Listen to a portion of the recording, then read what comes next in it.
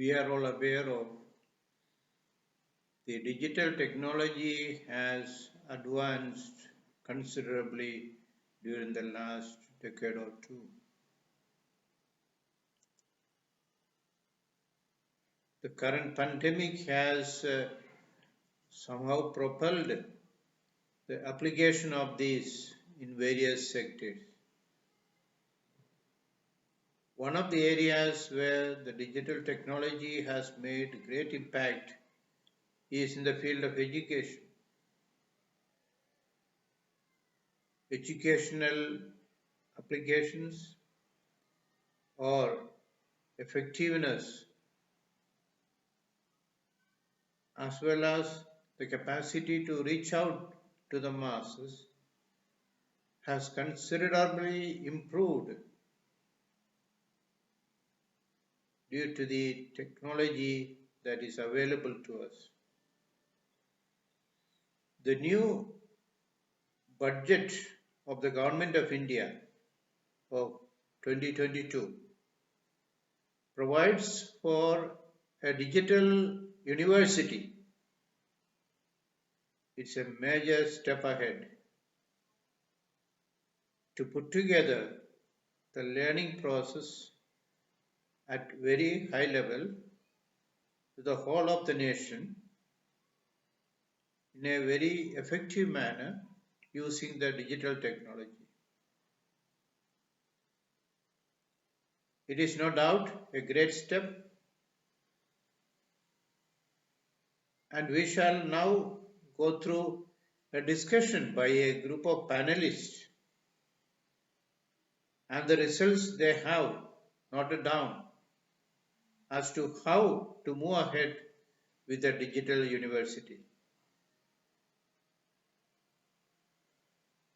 By the way, the Manfortan Education Foundation has already established a small entity called Wisdom University, which is based on the digital technology to reach out not only to one country but globally. We have been struggling with the creation of content, finding out methodologies, and the process of offering this service to the learners. The following discussion by a group of eminent personalities in India on the establishment of the digital university can be of great help in throwing up the issues concerned, the areas to be addressed to, and perhaps the commitment that is needed to evolve this new entity called a digital university. I'm sure that all those who are involved in education will be happy to listen to this dialogue, discussion, panel presentation, so to say, of the result of a discussion with great keenness to understand its implication and to upgrade our own commitment in the field of education. Yeah, thank you so much. So this entire webinar on Budget 22 Education and Skill Sector, making world-class higher education accessible for all, started from about 12 o'clock to more than 2:30. In fact, very long deliberations happened. And it took forward the suggestions from the Prime Minister's address in the morning, how digital university can empower our youth and in turn empower the nation, universalization of quality education, skill development, use of animation, augmented reality, virtual reality, visual gaming, comics, etc., internationalization, learning in mother tongue, and roadmap and timelines. So our group continued with this, and the members of the group were listed here. So I'm not going to name all of them. They were all eminent experts, both from industry, from academia, who gave their very valuable inputs to us. Secretary, in the beginning, Sri Sanjay Murthy ji laid foundation on what are we expecting. That means the connectivity lays the foundation of a national digital university. And that's why how access has been continuously increasing. More than 10 million higher education students, they are all getting access. Addressed the need of quality faculty in remote, rural, tribal areas.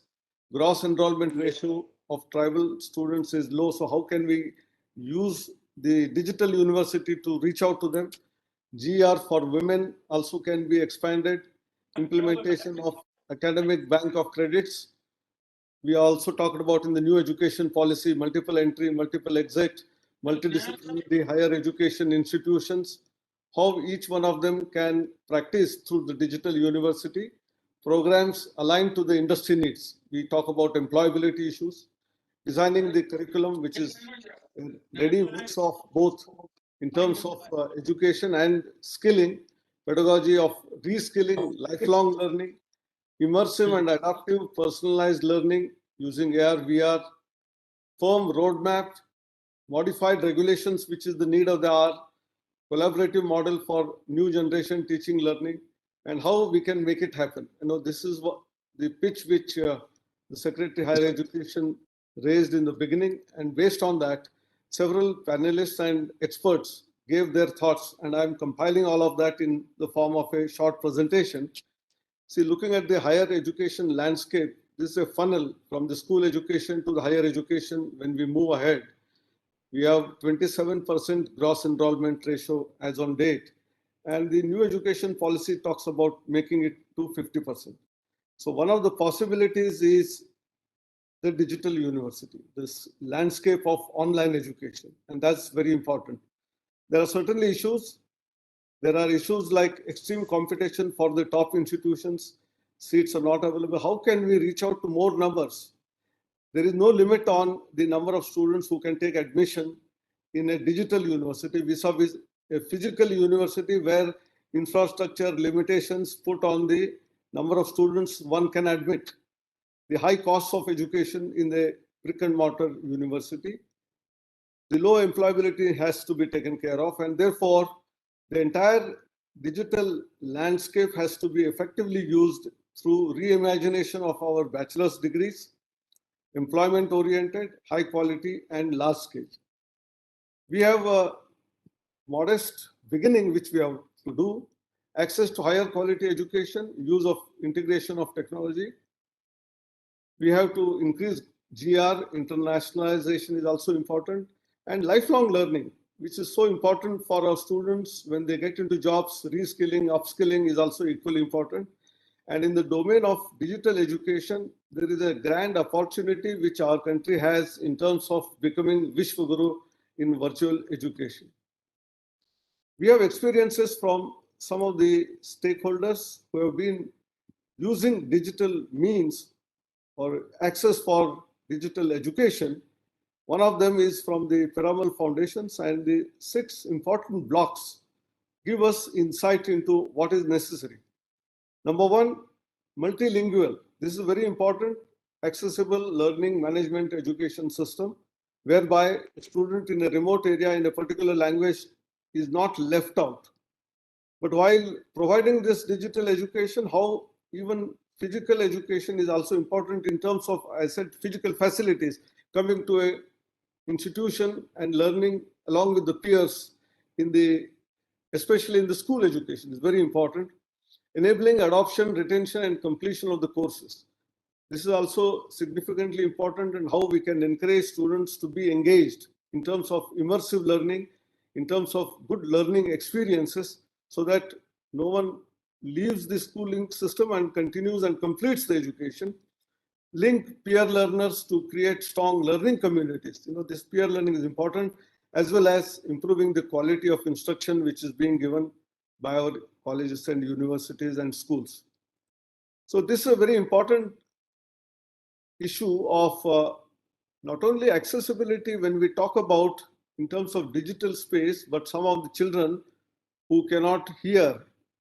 This small girl is saying that मैं तो पढ़ सकती हूँ, लेकिन मेरी बहन जो सुन नहीं सकती है, उसके लिए क्या उपाय है? So that means when we are talking about accessible education, it is not merely multilingual, but also how do we take care of students who are not having ability to do some kind of activity. And that is where the importance of digital education comes in. Digital learning experiences, very important. All theoretical knowledge can be earned through the online, but how experiential learning or labs can be provided.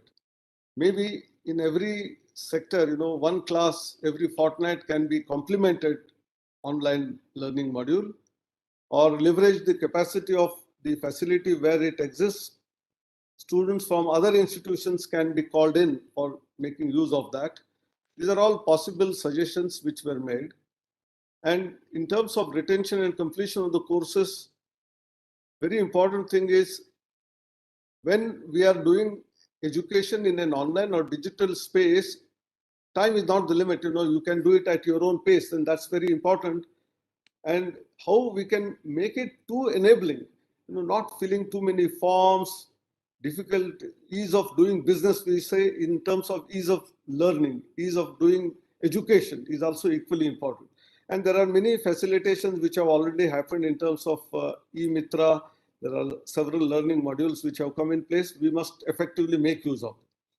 Immersive learning experience, we cannot say less about this. This is very important. Use of AR, VR, XR, how artificial intelligence and machine learning can make personalized learning possible. I think these are suggestions which have come in, which are very, very valuable. While speaking on this, are there challenges? Yes, there are. There are challenges of availability of internet, stable connectivity at times, devices, existence of non-availability sometime for the students, online content delivery. The attention span of students is short. Therefore, what type of education content has to be delivered is also equally important. The growth of the student is also to be observed through eye contact in a physical space, whereas in digital space, how can it be done? These are challenges. There are technology platforms, there are technologies which can enable some of these things. And therefore, this also leads to several opportunities for our edutech startups. Tech-savvy young generation is already there. The society is aspirational. Therefore, whether it is skilling or for higher education, for entrepreneurship, whether for demographic dividend, we are all not only eyeing on our own country, but also can eye on the global market. And this is very, very fundamental as far as opportunity is concerned. So for doing all of this, we need a lot of regulations which have to be changed. And UGC has already come forward with several initiatives in the past, and more of them will come in the immediate future as an enabler and not as a watchdog, and only for accountability it will look into. Otherwise, reimagining the entire landscape of digital education will be covered. Students with diverse background, cognitive capabilities, whether it is socioeconomic, geographical disparity, how it can be taken care of. We already have academic bank of credit, multiple exit entry. The regulations for ODL online are already modified. There is no permission required for top ranking institutions to take approval of UGC. There is no cap on the number of seats. This is a very fundamental important thing. Otherwise, many students cannot take admission in some of the good places because of the shortage of infrastructure there. But whereas in digital infrastructure, once created, you will be able to cater to large number of students. There is no upper cap. No job losses for teachers, because many times teachers are worried about this. Technology enabled teaching learning will give more opportunities for them. They must be prepared for that. And then finally, collaboration with edutech companies. These are all fundamentally possibilities. And we have already experienced some of this through in the form of SWAYAM platform, where more than 1,000 odd courses are conducted every semester. And a large number of students take this education free of cost. Some of them do write exam and they take certification. And one of the examples of IIT Madras of running a BSc program in data science has 12,000 students in one single year.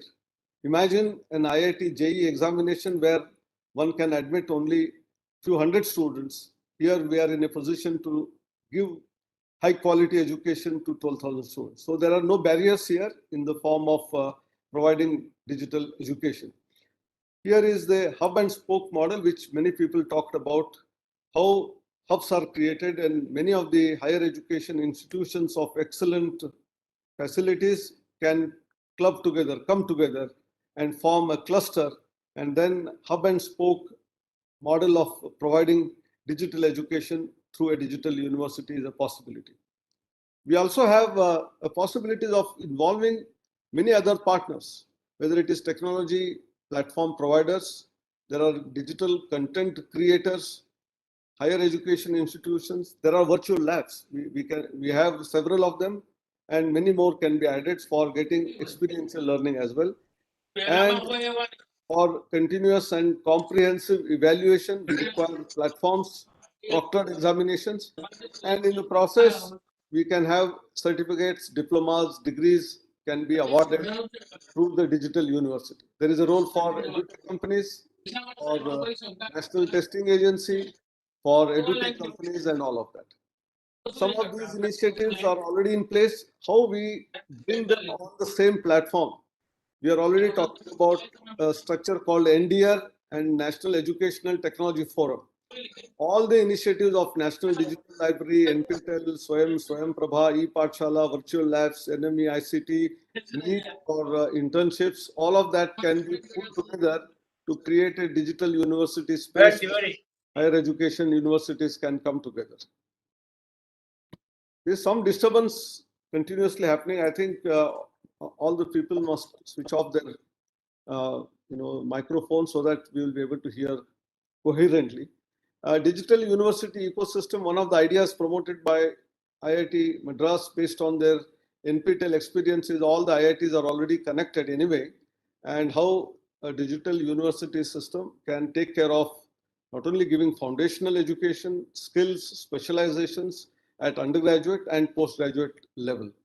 This is a possibility which we can overcome access barriers for all learners with the Swayam experience of conducting the education through local chapters. When local chapters and local universities are onboarded, the reach is going to be much more comprehensive, and this is what is realized through the experiment over there in the NPTEL.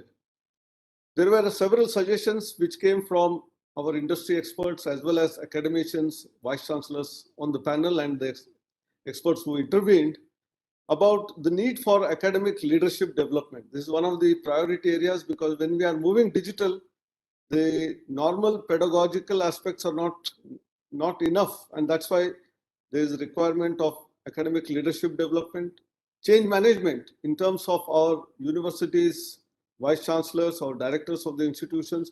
There is a change management required at that level, both in terms of pedagogy as well as in terms of attitude. And we must provide what all opportunities are possible for our students, who are the most important stakeholders of ours. Training on nuances, on how to teach in an online mode, and therefore a lot of sessions for teachers are important. Robust connectivity, access and for internet, which is already happening. More of that has to happen, and access to devices. This is also a very important touch point for all of us. And delivering a multimodal content. Quite often we all are gathering our information in the form of the routine PowerPoint presentations or video, but how can it be dynamic? How can it be gamified? How can it be interactive? How can it be in multiple languages? Is all very important and supported by synchronous learning programs as well as asynchronous learning programs. And for this, we may need a robust LMS. There are many LMS available. We can create many more of them which are useful to the particular need of the particular places. We have the data security issues, robust testing, learning assessment. There are also platforms for evaluation. We may make use of all of them in the digital university. Most important part, again and again repeatedly was talked about, was faculty-student interaction. How can it happen in a digital space? Innovation and startups. Many startups can create some of the solutions for this. Quality digital content development, recognizing prior learning. This is very important from the point of view of students in the rural sector or in the remote areas, in tribal areas, in mountainous areas, their prior learning also can be evaluated and credits given to them, and then they can continue their learning beyond and then get the certification for degree or diplomas. Conversion of content into credits is what is required to be done by the digital university. Increasing gross enrollment ratio both in school and higher education. Hello. Indigenous quality content creation by indigenous or people who are helping us is also important. Sharing of resources in terms of laboratories and study centers. And as far as research is concerned, this was also an issue that even research where there is not hardcore equipment, which is high-end equipment required, one can do it, especially theoretical research. And even where there is a experimental research, people can make use of the facilities, and how it is not just the government, but how PPP mode of we can create a system where online education can be created, where digital university plays a very important role. Important of the law, the trade, the finance, the world is looking at this, and so India can take a leadership position in all of this. Interdisciplinary collaborative research is already mentioned, innovative startups, synchronous digital learning, and 5 C's of digital learning in terms of content, collaboration, completion, coaching, mentoring, and career outcomes. And focus on time-bound action plan. We have to have concurrent comprehensive faculty training along with the starting of the digital university. These were very important suggestions which came in. And there are already several initiatives of the government in terms of BharatNet to reach nook and corners of the country through the optical fiber connectivity. There are more than 8 million users. There is mobile connectivity, which is quite robust today, and people can access education on their mobile phones to different types of devices. Increased number of Swayam Prabha courses. The number of DTH channels are also being increased to 200. Each class, there will be one channel which is dedicated. We already have National Digital Library, National Academic Depository, NEET, and internship portal. So all these initiatives are putting their efforts towards a digital university. A framework is to be created. I already referred earlier to National Digital Education Architecture, NDR, and setting up of National Education Technology Forum. Both are in place very soon. This will also help the digital university. Budget announcements in terms of continuation of the support that is given by the government in terms of budgetary support, 5G connections, designing for more telecom equipment, CDOT given more facilities so that BharatNet project is also taken forward to all the 6 lakh villages. I think the government is doing everything that is possible through the budgetary provision in terms of rural broadband through BharatNet, PPP scheme for even viability, gap funding under process. So what is required is being done. Now, there are certain roles to be done by others as well. So the states need to support rural students to acquire tablets and laptops. Digital libraries in each of the Gram Panchayats required. There are already there in many places. Many more places are to be added. And this is what BharatNet for students looks like. This is a pictorial view of how they are all getting connected, how public digital kiosk, how school education, the higher education, the ministries of social justice and empowerment can come together in this whole initiative. So we have all of this happening in a space where people are looking forward to regulations. The new education policy talked about regulations should be light but tight, must be flexible, a lot of autonomy to be given to the people. PPP mode of collaborations is important, all variety of support. Industry also should pitch in terms of CSR support, mentoring support, the award of degrees, and the equivalence. This is also a very important phase because sometimes degrees which are awarded through distance education, online education, are not treated same way as the regular degrees by the industry, and therefore we must provide equivalence of this. And the quality of content has been continuously upgraded, and therefore the quality of students who come out of the online education are as good. In fact, in many cases, it is found 69% of the jobs are given to those who have achieved skills through such kind of platforms rather than the normal degree certificates. And therefore, one should not be worried about the degrees which are being given by the digital university.